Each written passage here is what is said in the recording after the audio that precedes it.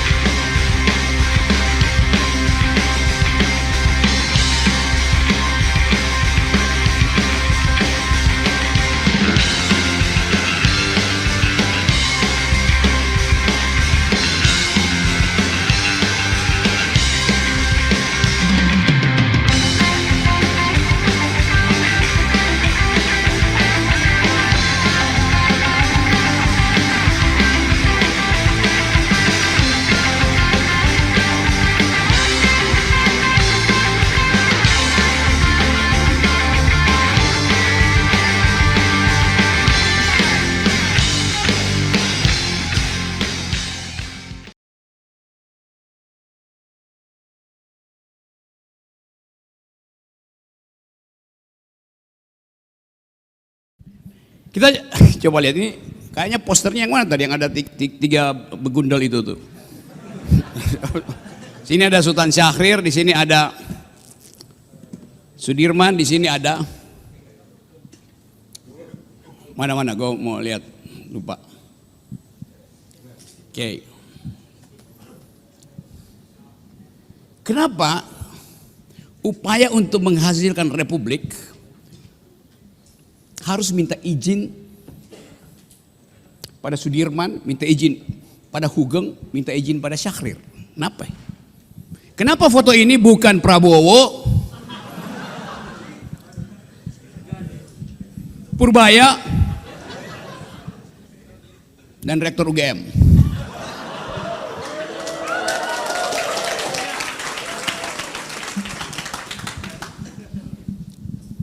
Dipilih sengaja untuk mengingatkan bahwa republik bukan sekedar bentuk,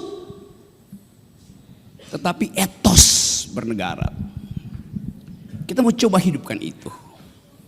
Sudirman, etos bernegaranya sudah memperlihatkan pemihakan pada publik. Hugeng juga begitu, secara individu dia memihak rakyat sehingga tersingkir dari kekuasaan Orde Baru. Syahrir memperlihatkan seluruh hidupnya dimaksudkan untuk membenahi yang disebut public sphere, public value. Jadi semua kita sebetulnya diminta untuk mengingat kembali bahwa dasar-dasar etos republikanisme itu sudah diucapkan, dipraktekkan, dan diambil konsekuensi oleh tiga tokoh itu. Yang tersisa adalah makan siang bergizi gratis. Apakah itu etos publik? Yang tersisa adalah utang 800 triliun. Apakah itu etos republik? Saya tadi baca berita di NTT. Anda tahu berita itu. Anak umur 10 tahun memilih bunuh diri. Saya pakai kata memilih. Untuk menyelamatkan hidup ibunya. Dia minta dibelikan buku. Ibunya bilang tidak ada uang. Lalu dia memilih bunuh diri. Satu tindakan republikanisme. Yang kalau kita bongkar, anak 10 tahun bisa memilih bunuh diri dan menulis surat pada ibunya, "Ibu, saya pergi dulu. Ibu tidak perlu bersedih." Harga buku itu berapa? 10.000. 10.000 itu berapa per mil dari 17 triliun yang disumbangkan oleh Prabowo pada Donald Trump?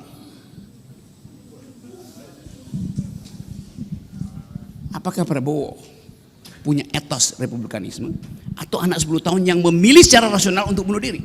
Itu tindakan rasional yang sangat dewasa, walaupun dengan konsekuensi secara psikologis kita mesti periksa latar belakang. Tapi dia memilih untuk dia mau pergi, dan tanpa ragu dia putuskan, hidup saya harus saya hentikan supaya hidup ibu saya berlanjut, supaya hidup 5 adiknya berlanjut, supaya hidup kecamatan itu berlanjut, supaya hidup kabupaten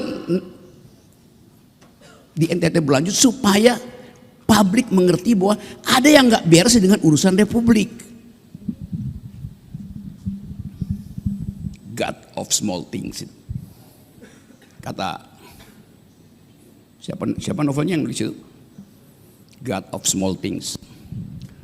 Roy yang dapat Nobel, Arundhati. Kita coba pahami kehidupan hari ini dengan mulai menguji bahwa ada etos bernegara yang hilang di kita. Sejumlah oposan bertemu dengan Presiden Prabowo, keluar dari Kertanegara senyum. Setelah oposisi pasti dapat posisi. Lalu perlu menerangkan pada publik isi pertemuannya ABCD itu.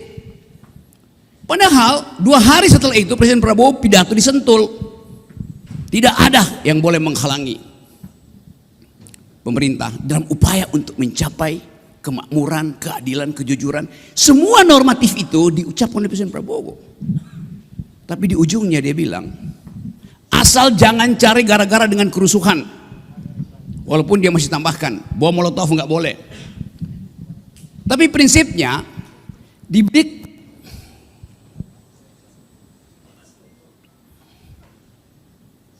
Kenapa saya nggak ditalamin di sini?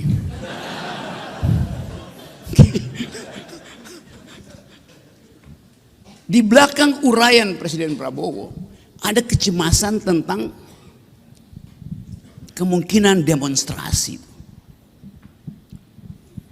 Coba kita lihat, seolah-olah stabil, tapi undercurrent politiknya penuh dengan kegelisahan.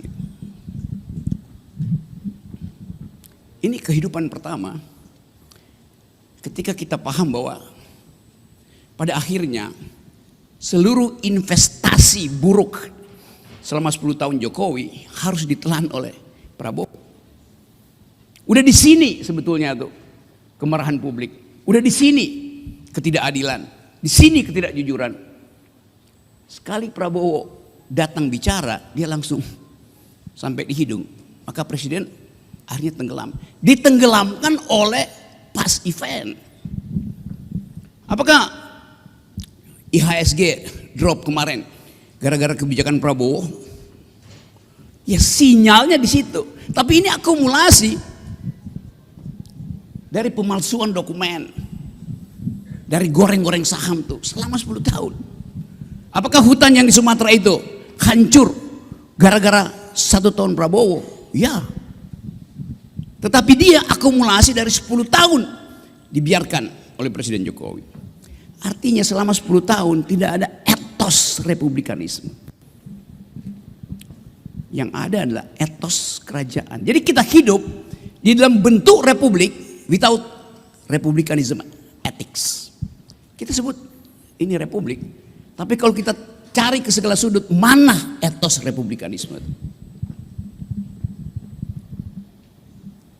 Ini kampus yang didesain untuk reinvest, revisiting our past.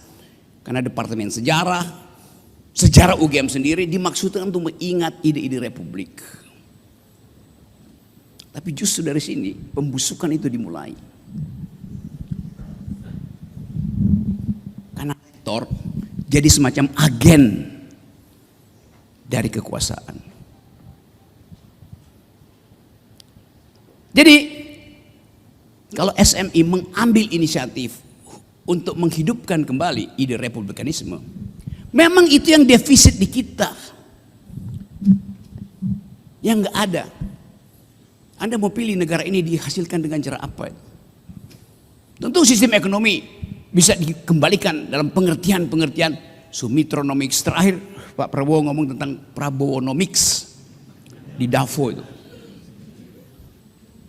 Ya boleh aja. Untuk disandingkan dengan Reaganomics, Thatcherism di tahun 80-an. Tapi kalau kita tanya, epistemological foundation dari Prabowonomics apa? Metodologi dari Prabowonomics apa? Reaganomics pasti ada asal usul, ada asbabun usul dari Reaganomics, yaitu libertarianisme, neokonservatisme, yang diasuh dengan kuat secara akademis di kampus-kampus kanan di Amerika, terutama the Chicago School of Thought. Reaganomics bertumpu di dalam metode yang kuat tentang monetarisme yang menghasilkan neokonservatif dalam politik dan neoliberal dalam ekonomi. Ada mazhabnya. Thatcherism juga begitu. Margaret Thatcher dengan sempurna mengatakan, saya ingin ekonomi tidak diganggu oleh buruh, karena itu saya anti gerakan buruh. Jujur dia ucapkan, sehingga kita tahu arah dari ekonomi Thatcher, ekonomi Reagan, bahkan Habibinomics ada metodenya tuh untuk memperlihatkan bahwa ekonomi harus mengasuh teknologi. Jadi semua hal yang bisa diberikan fondasi oleh ilmu pengetahuan bebas untuk diperdebatkan dan dipertengkarkan. Sekarang orang mau bertengkar tentang Prabowonomics, di mana pintu masuknya? Sesuatu yang secara elementer tidak bisa dihasilkan oleh dunia kampus. Apakah UGM pernah bicara tentang Prabowonomics? Jadi Pak Presiden self-note, mengucapkan sendiri. Reagan tidak mengucapkan Reaganomics. Dia dihasilkan oleh diskurs panjang untuk menyebut ini a kind of economics, namanya Reaganomics. Thatcher juga begitu. Jadi kita mulai melihat bahwa keinginan presiden untuk memperlihatkan postur dia di dunia internasional tidak di backup oleh tradisi akademik. Padahal beliau di belakang rumahnya Kertanegara itu, juga di Hambalang, itu buku semua. Tapi buku hanya disebut buku kalau ada kelompok yang mendiskusikan isi buku itu. Apakah orang-orang di sekitar Pak Prabowo mendiskusikan ide republikanisme? Sampai kiamat kita nggak bisa temukan satu pun keterangan bahwa Presiden Prabowo dilindungi oleh the very ideas of republikanism. Padahal ini republik. Apa akibatnya? Yang kita lihat sehari-hari, ada infrastruktur republik, yaitu bentuk negara, tetapi instalasi di dalamnya adalah feodalisme, rasisme, protofasisme. Kita mulai mengasuh kampus ini melalui praktek dan teori tentang republikanisme. Satu waktu mungkin akan ada orang yang menilai bahwa teman-teman SMI mengambil risiko di tengah kepongahan politik hari-hari ini. Kita nggak lihat talk show yang isinya ada perdebatan intelektual. Kita tidak lihat ucapan-ucapan para pejabat itu berbasis pada upaya untuk mempertajam visi republikanisme. Dan ini akan berakibat pada pesimisme jangka panjang, kehilangan harapan. Tapi saya ingin ajak teman-teman untuk memulai secara perlahan-lahan memfasilitasi negara ini dengan a new kind of curricula, yaitu republikanisme. Di dalamnya kita bisa isi macam-macam versi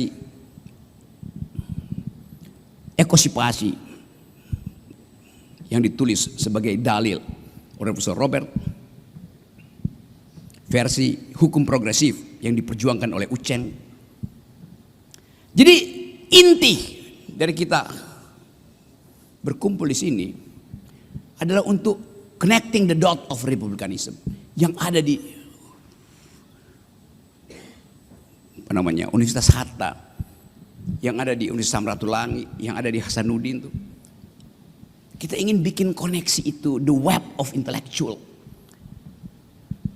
Tanpa ide itu, kita cuma marah tiap hari itu. Semua orang marah, marah ke semua arah. Marah ke semua arah artinya marah tanpa arah. Kita ingin marah karena kita punya arah, yaitu republikanisme. Jadi sekali lagi kita bisa bikin kurikulum, metodologi bisa kita persiapkan. Tapi sekali lagi menjadi seorang republikan itu adalah etos, bukan berteori, bukan sekedar berharap bahwa memenangkan pemilu itu. Jadi tanpa republikanisme tidak ada yang namanya NKRI itu. Apalagi tambahin NKRI harga mati itu. Di harga berapa NKRI mati kalau tidak ada republikanisme? Ini tradisi baik yang tidak dilakukan